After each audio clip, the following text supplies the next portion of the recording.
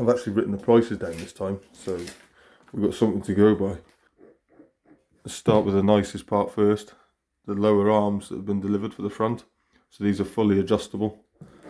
Very nice piece of machining, nice and solid as well. You can see the thickness and strength of them. I mean, they're a lot more solid than the originals, and obviously in brand new condition. So looking forward to the reassembly when we pop these on. So I think these are just so we can adjust the camber. It needed new bottom arms, and Rog sort of said just get the adjustable ones. So like I say, like they very nicely machined. Nice solid piece, everything's heavy duty. And they're pretty heavy actually, weighty, probably heavier than the originals I would suggest, but without the other one to compare to, I'm not 100% sure. But the price of them was 170 quid for the pair, which I thought was quite reasonable considering what you pay for a lot of the parts on the Escorts. So obviously one for both sides. And then we've also had the heater matrix, which Rog mentioned in one of the videos that had to be replaced. So that is brand new, although it already looks like it's been kicked the fuck out of. And that was 57 quid delivered.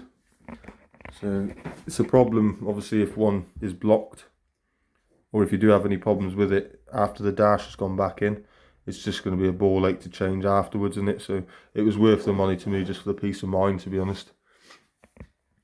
Also off the front of the car, the washer arms, the fitting kits, I mean they're just worn, they're old, what do you expect? It's on the front of the car. So we've got that there, which should fit nicely. Again, it's the nuts, everything's zinc coated, and it's the rubber boots as well that go over the top, as well as the little spacers that go underneath. So it's everything you need there to fit the front wipers. Annoyingly, I'd forgot that it has a rear wiper, so that's going to piss me off, but it is what it is. And in there as well, I've got the steering bush, that white plastic bush you can see there. That's for the steering column, or the steering wheel rather, where it attaches to the steering column. So apparently they're hard to come by. I seen one on eBay. That was only a couple of quid. I think it was like 6 quid delivered. So I thought again, it's better to have than not to have. Also when we were stripping the engine out, Rog mentioned about the oil cooler. The oil cooling sandwich plate as it's called. So brand new one of them with all the fittings that come with it and the seals as well. I think that's 37. That's 57. So when you're paying 170 quid for these, with the bushes, new ball joints, fully adjustable as well, real solid piece of engineering, and it's 2 of them, it sort of shows that these are definitely worth the money. You see quite a few horror stories as well of people restoring cars and then the bonnet flipping up on them, and I literally had nightmares of it happening.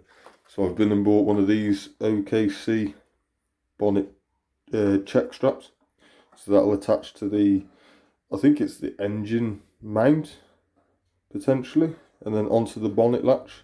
So if the bonnet does ever fail, the bonnet latch, then that'll grab hold of it and stop it from going through the windscreen and caving the roof in, which obviously after going through the restoration is the last thing you want to happen first time out when you're giving it the beans. Power flex bushes that I bought every mount until it was pointed out by Rog that the exhaust brackets didn't come with it. So I bought the exhaust mounts for it, £10 each, and there's 3 of them. So that's another 30 quid on Powerflex, which takes us up to about 540 I think in total on Powerflex bushes. And there definitely is all of them now. There can't be any more. If there is, then Jesus Christ. So these have actually been supplied by Recaro, ordered through Recaro in January. So it's now April, middle of April.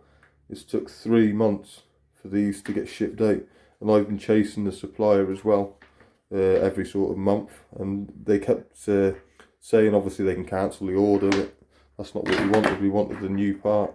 So the only changes I can see is the matte bit, the mesh is black on the new ones, not orange, but these came in Recaro packaging, all with Recaro tape on them, etc, etc. So these are the genuine article. So hard to come by, definitely. You can get hold of them, you can get them straight from Recaro, but you're going to be waiting a long time for shipment on them. I don't know whether the current affairs in the world have slowed it down or whatnot, but That's just how long it took for them to come. And these webbings were 120 quid. They were £60 each. You can get a lot cheaper ones on eBay, but I mean, you can see the money that's going into this rebuild. It would have been cruel to cut costs for the sake of like a seat webbing. I assume that the last ones lasted 30 years, so let's hope these ones do as well.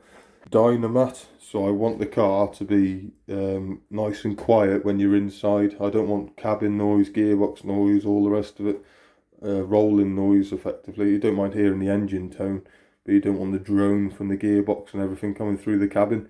So I'm going to dynamat everything, basically everything that we can dynamat will be dynamated, rather than using the standard soundproofing that obviously has all been stripped out and most of it binned now.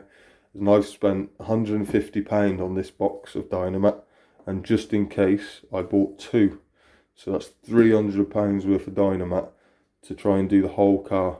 So that'll be like inside the doors, in the rear quarters, all across the floor pan, across the roof if it needs it, all in the boot, anywhere and everywhere where there'd be sound dampening, we're going to dynamat. And hopefully it should make the car feel, or well, at least sound a lot more modern when you're inside. Dials, now the dials were all cracked. I don't know if I showed a decent picture of that, where the 140 around to like 120 was all cracked and looking very worn. Now I bought some dials for like £5 off eBay, but unusually mine has the fuel gauge on the right, not on the left. So that was a bit of a problem when finding the replacements.